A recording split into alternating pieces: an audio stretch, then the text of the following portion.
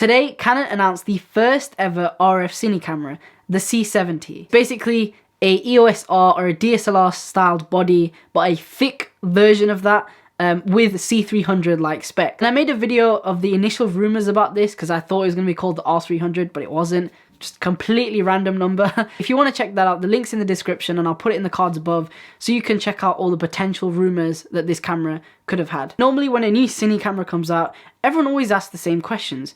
What does it have? What features does it have? And is it something that I should consider buying, or is it even worth it for the type of work I do?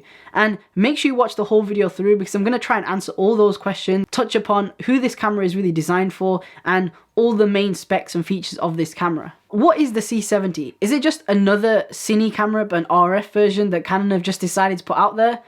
Nah. And they decided to make this camera because there was a gap right in the middle of their lineup. Their compact DSLR styled body, photo, as well as a bit of video, and then their more expensive Cine camera lineup, which is a lot more expensive and a lot bigger of a body. So this camera I think fits right in the middle pretty well. With all that being said, what are the specs? Well, let me tell you, it has a 4K Super 35 DGO or dual gain output sensor, which is basically identical to the one found in the C300 Mark III, which is a very expensive boy. They're also boasting a whopping 16 plus stops of dynamic range, which is insane, which basically means from the blackest blacks to the whitest whites, how many different stops you get, the more the better. 16 is actually a lot for an entry-level Cine camera. For video resolution, we have 4K at 120 FPS and 2K at 180 FPS.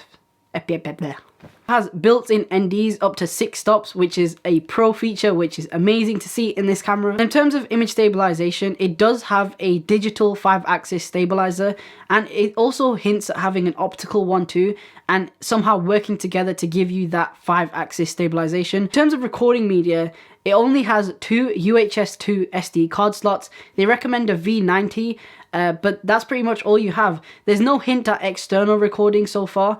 But the 2 that you do have are very versatile. You can do relay recording, you can do dual recording, you can do one as main and then one as proxy. So yeah, you should have no problems in terms of being able to use them however you like. How do you power these How do you power the batteries? How do you power these beasts? Well, they use the Canon BPA style batteries, which are more commonly found in the Cine camera lineup that they have, and it's kind of like a Sony MPF battery. So they're great, they're not too big and heavy, but they also last a very long time. For audio inputs, it would have been amazing to see 2 full-size XLRs, but I guess because the body is so small, they can only fit in a certain amount. So they went with 2 mini XLR inputs, which is going to be a bit annoying to try and find the mini XLR to full-size XLR, but I guess once you've got it, you've got it. And going back to video resolution, this camera does a variety of codecs. It does XF-AVC at 422 10-bit, it does MP4 H.265 at 422 10-bit, and it does MP4 H.264 at 420 8-bit.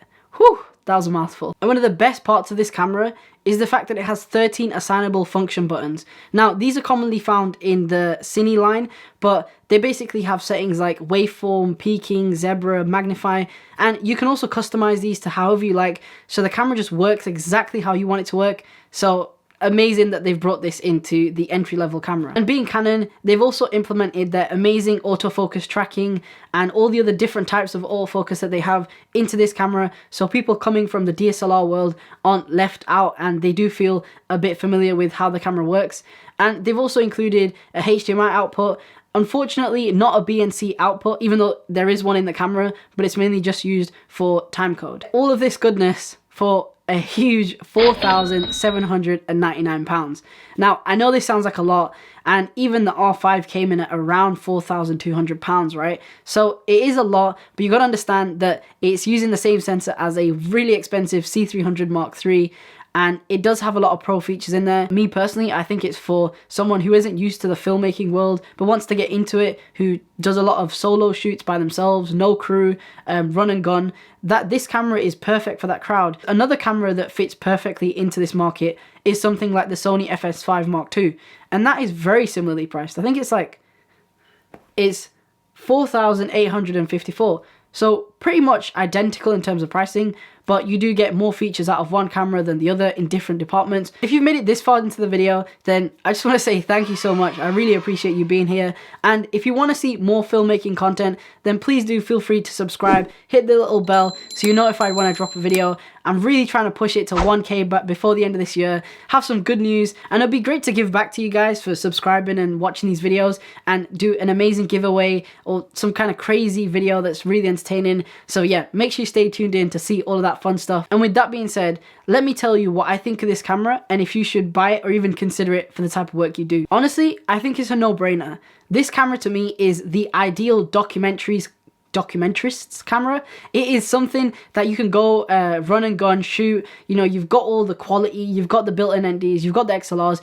It's such a versatile camera that you can use it in pretty much any type of production environment. So if you're looking for that, then this is ideal. If you're in the Canon ecosystem, you have Canon glass, you have maybe a mirrorless body, a photo video camera, but you want one just for video, and you don't want to fork out tens of thousands of pounds for something like a C300 or a C500, this is the best one. Like, you should definitely get this. I think for a lot of people that want to do pro video, but maybe don't want to go the Blackmagic or the Red route because of the RAW files or the ProRes files, because of just the sheer size and the rigging that might be required, I'd say the C70 is probably the best videographer's camera in 2020. The fact that you get great frame rates, great resolution, all in 10-bit 422. Yes, it's in a compressed codec, but so are all the other DSLR mirrorless size bodies. You get great battery life, you get inexpensive media in such a good package and form factor. I think is just so appealing, and I think everyone needs to seriously have a look at it. So that's all I've got for you guys. Thank you so much for watching. I really appreciate every single one of you, and let's hit 1K by the end of the year.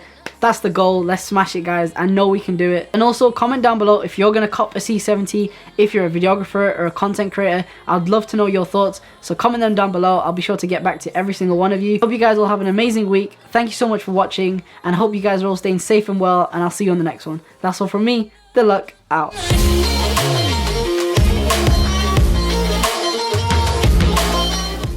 What did I say? So, the first ever Cine, no, the RF Cine, ever RF Cine camera. RF. What even is the RC? Not, I was gonna say, C too expensive. And I think some of them actually come with the bar. That's too much wobbling. But instead, it's just a U2. Come on. And 2K at 180 FPS. Style batteries, nice big things, but they last a whole so long. Wow, I can't believe someone watched my video this far.